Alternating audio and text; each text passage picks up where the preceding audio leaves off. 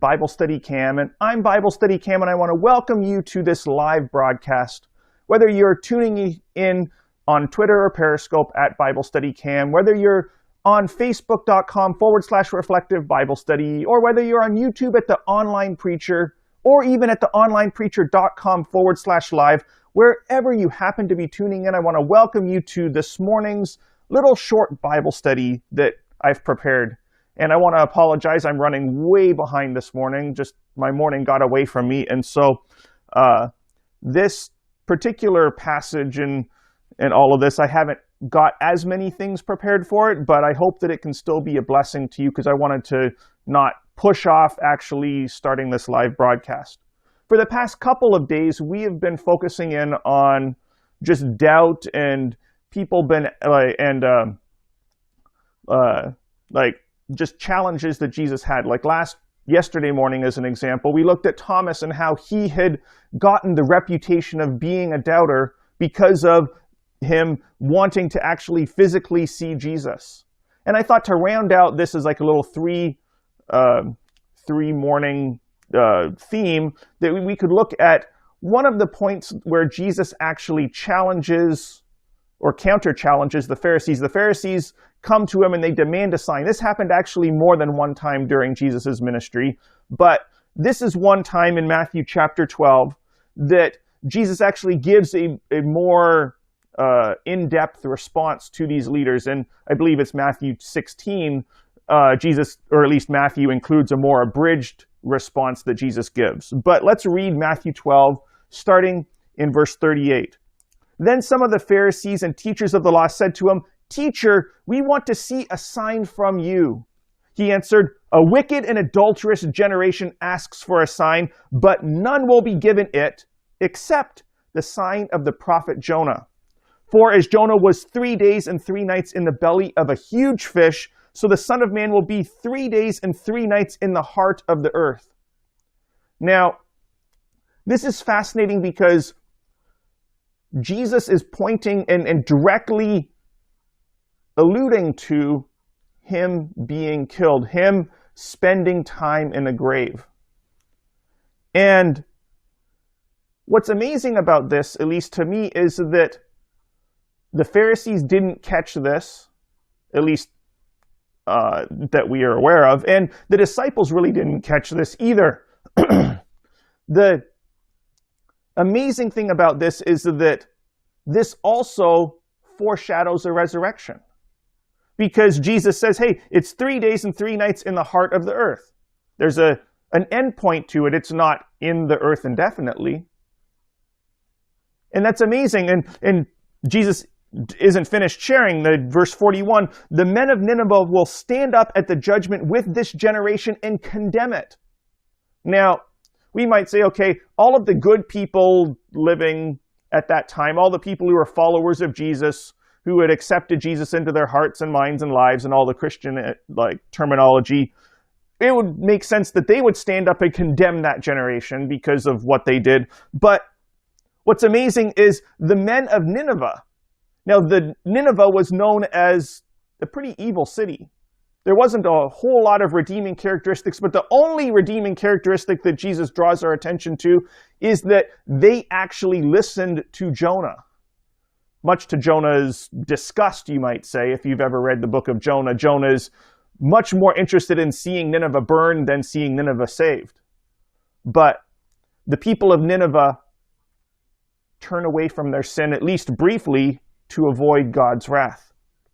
And Jesus here says, the men of Nineveh will stand up at the judgment with this generation and condemn it.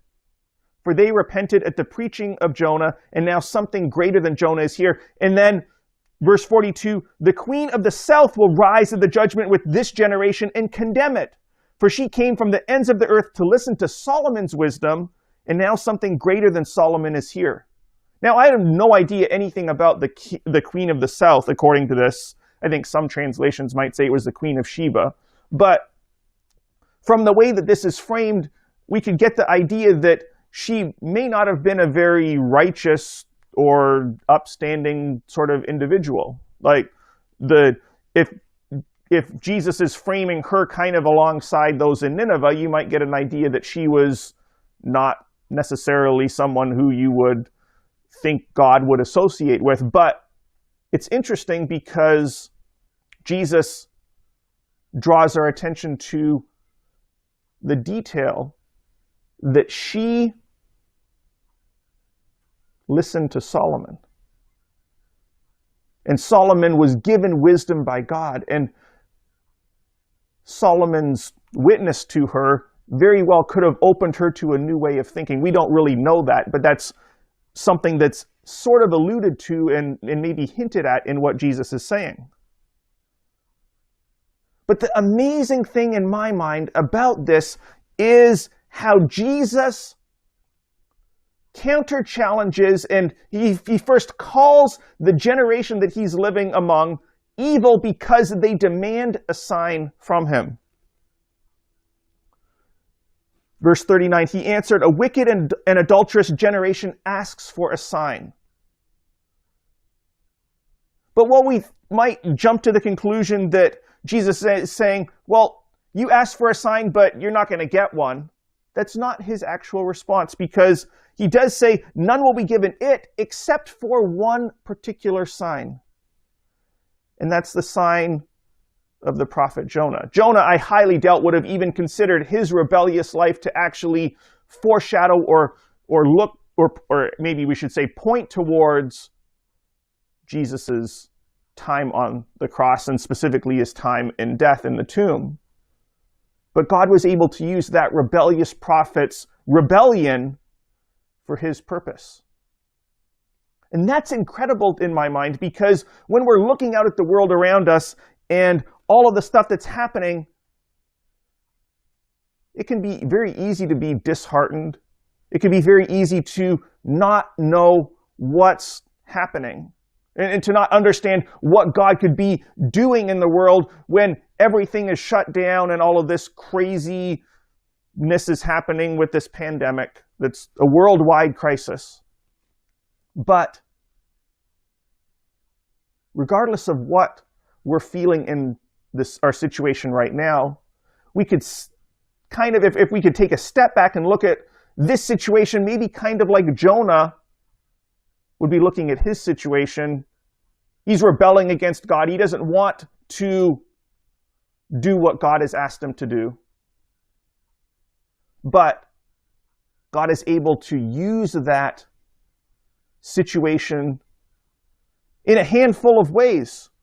The men of Nineveh, the people who repented, they are one way because they listened to the message and they become an example for us, for those who listen to the messengers that God sends our way and acknowledge and accept them. And Jonah, in his rebellion, foreshadows Jesus' time in the tomb, which is amazing when you think about it. That God would take this rebellious prophet's rebellion and redeem it. And as we're in our lives today, as we're going through all the craziness and just kind of hanging around our homes, for lack of a better thing to do if we're among those that are not considered essential workers, I want to invite us to keep our minds and perspectives on the much bigger picture, bigger than all of the trials in the world today, as we look forward to a time when there won't be any more pain, any more sickness, any more disease, any more social isolating, any more face masks, or any of the stuff that would hide ourselves or protect ourselves from others or others from us. And a time in the future when there won't be any more death. And that we can look forward to when Jesus returns and we go home to be with him in the new heaven and new earth that he wants to recreate and is going to recreate for all of his people, and where we will experience an amazing adventure throughout eternity with God. And that, my friends, is amazing, and that's something that's always worth drawing our attention to and focusing us on, because it's easy to get disheartened when we're looking at all of the craziness around us in this sin-filled world. But when we look forward to eternity, that brings us hope. And we can have this hope and the assurance because Jesus has promised us that he will return. And with that said, I want to thank you for wherever you're tuning in, whether it's Twitter or Periscope, at BibleStudyCam, Facebook.com/Reflective Bible Study, at YouTube at The Online Preacher, and whether you're watching this live or whether you're watching this on replay, wherever you happen to be watching or listening to this, I just want to thank you for tuning in. If I have said something or missed saying something that you want to add to the discussion, let's keep this conversation going, wherever you happen to be watching or listening to this. And I also want to invite you to share this with someone if you feel that this message could be a blessing to them, if they're going through a hard time or if they're struggling with just not being able to see as many people as they might normally be. I know people joke that this is an introvert's dream and an extrovert's nightmare, but regardless of that, I invite you to share this with someone who you might feel could benefit from it. And I want to invite you back tomorrow morning at about this time. Hopefully I won't be as rushed and hopefully there won't be as many technical issues. But regardless of what happens, let's keep our hearts, our minds, and our lives and our perspectives focused on Jesus and on eternity and on what he has planned for us forever.